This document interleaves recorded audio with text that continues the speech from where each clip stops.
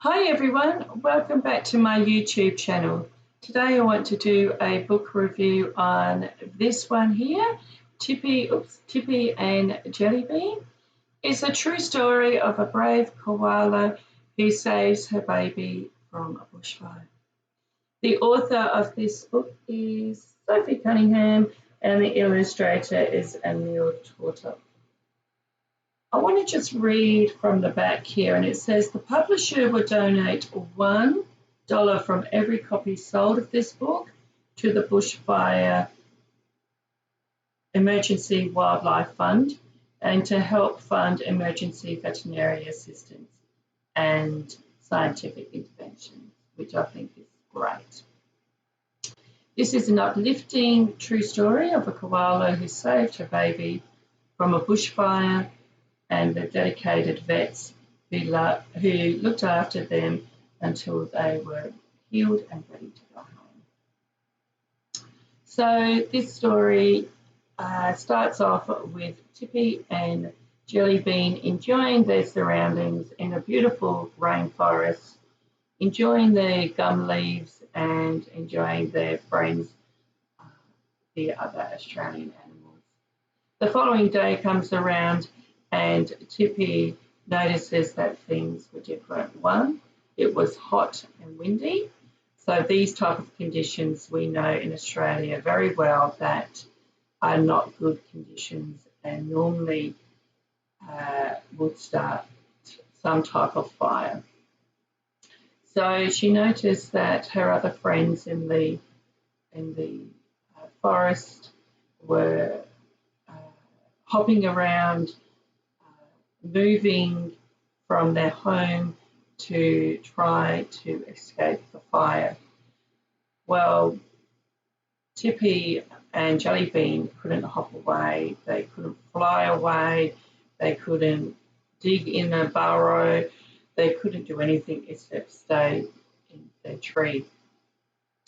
So Tippy decided the best thing she could do is to protect Jellybean, and so what she did was she actually curled herself around Jellybean and just stayed there. The bushfire had actually gone and they were still there, they were alive. And then the next thing happens in the story is that a person notices that Tippy and Jellybean are up the tree. They were hungry, Tippy was badly injured, and so the actual rescuer tried to coax down Tippy down from the tree. Tippy eventually got down from the tree and the rescuer actually put her in a container and then put her on a plane. This plane actually took them to a veterinarian hospital where they were taken care of. They were there until they were healed completely.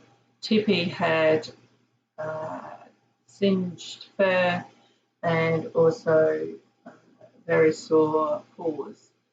So the veterinarians there actually took care of both Tippy and Jellybean, and once they had recovered from the injuries, they were released back into the same area and they're released into the wild, which is good. So I think it's a really well worth book to buy and then to read to children. It just opens up lots of conversation about bushfires, how we can protect ourselves from a bushfire, what action plan do we need to do if we're in an area which is prone to bushfires.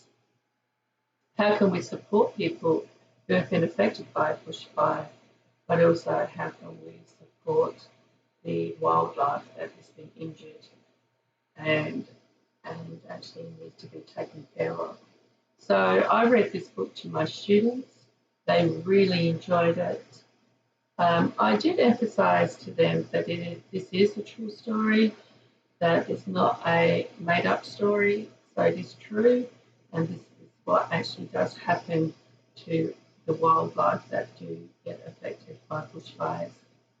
At the end of the book,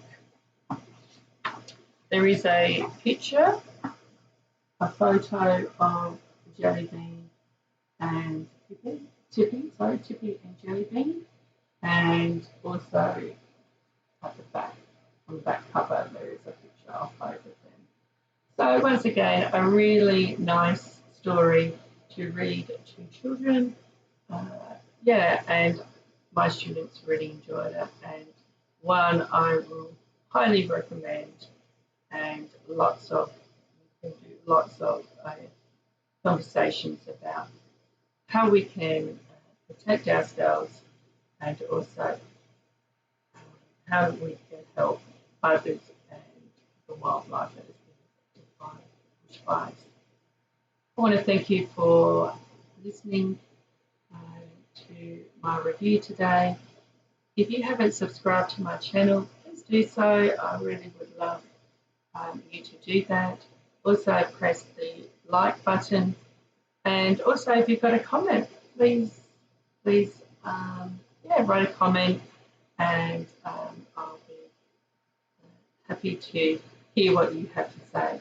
So once again, a really good book to read to children, and please emphasise when you do read it that it is a true story about a very, very, very brave koala.